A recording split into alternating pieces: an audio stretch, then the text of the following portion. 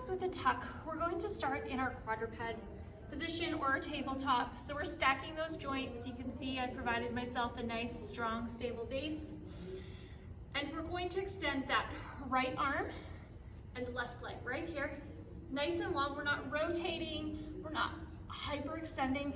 Nice straight line, and then we're gonna come through the middle and tuck. Elbow to knee, and right back out. Gaze is gonna follow through these fingertips.